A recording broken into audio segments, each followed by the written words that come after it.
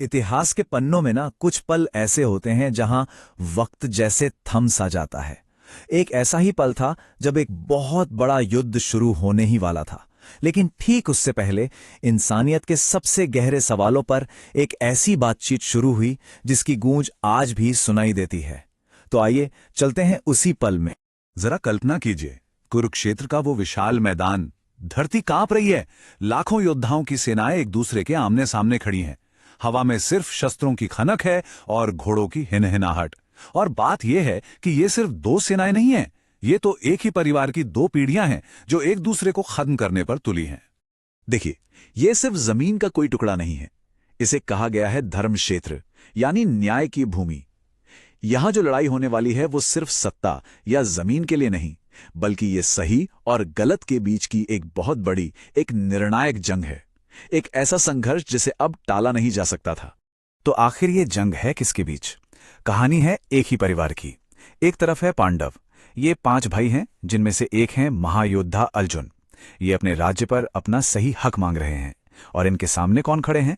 इनके ही 100 चचेरे भाई, यानी कौरव, जिन्होंने धोखे से इनके सिंहासन पर कब्जा कर रखा है।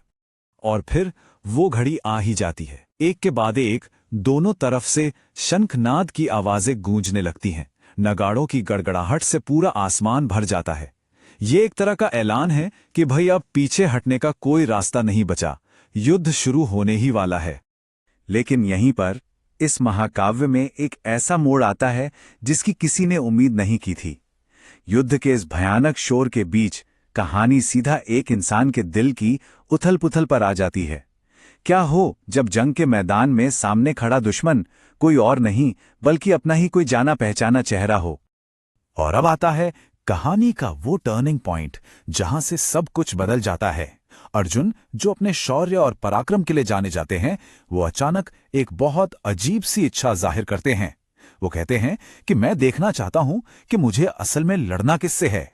वो अपने सारथी, जो कोई और नहीं बल्कि स्वयं भगवान कृष्ण हैं, उनसे कहते हैं कि रथ को दोनों सेनाओं के ठीक बीचों बीच ले चलिए। वो अपनी आंखों से उन चेहरों को देखना चाहते हैं जिनके खिलाफ उन्हें आज अपने हथियार उठाने हैं। ये एक ऐसा अनुरोध था जो पूरा इतिहास बदलने वाला था। और जब कृष्ण रथ को बीच में रोकते हैं तो अर्जुन की आंखों के सामने कोई अजनबी दुश्मनों की सेना नहीं होती। उन्हें नजर आते हैं अपने पूज्य पितामह भीष्म, अपने गुरु द्रोणाचार्य, जिन्होंने खुद उन्हें धनुष चलाना सिखाया था। वहां उनके मामा है, भाई हैं, और वो दोस्त जिनके साथ उनका पूरा बचपन बीता था। हर चेहरा एक याद था, उनके अपने जीवन का एक हिस्सा। ये सब देखकर अर्जुन की क्या हालत होती है, वो बस टूट जाते हैं। ये सिर्फ एक इमोशनल ब्रेकडाउन नहीं था, उनका शरीर उनका साथ छोड़ रहा था। इस श्लोक में उनका सारा दर्द समाया हुआ है। सोचिए, जिस हाथ से वो अपना अजय गांडीव धनुष उठाते थे, वो हाथ कांप रहा था। उनका सारा साहस जैसे भाप बनकर उड़ गया। और अब देखिए अर्जुन, वो महान योद्धा जो धर्म की लड़ाई लड़ने आया था, अब वही अर्जुन युद्ध न करने के लिए एक के बाद एक तर्क देने लगता है। उसका सारा आत्मविश्वास, उसका पूरा कर्तव्य बोध जैसे रेत के महल की तरह ढह जाता है। असल में ना, अर्जुन का मन 2 हिस्सों में पूरी तरह बंट चुका था। एक तरफ था एक क्षत्रिय का धर्म जो कहता है कि न्याय के लिए लड़ो, अपना कर्तव्य पूरा करो। लेकिन दूसरी तरफ थी उस कर्तव्य को निभाने की कीमत, अपनों की हत्या का पाप, अपने ही कुल का विनाश और समाज में फैलने वाली बर्बादी का डर। कर्तव्य और करुणा के बीच की ये टक्कर उन्हें अंदर से तोड़े जा रही थी। उनकी पूरी निराशा, उनकी पूरी हताशा इन शब्दों में बाहर आती है। वो कृष्ण से पूछते हैं, ऐसी जीत का क्या फायदा जो अपनों की लाशों पर खड़ी हो? ऐसी जीत से भला कौन सा सुख मिलेगा?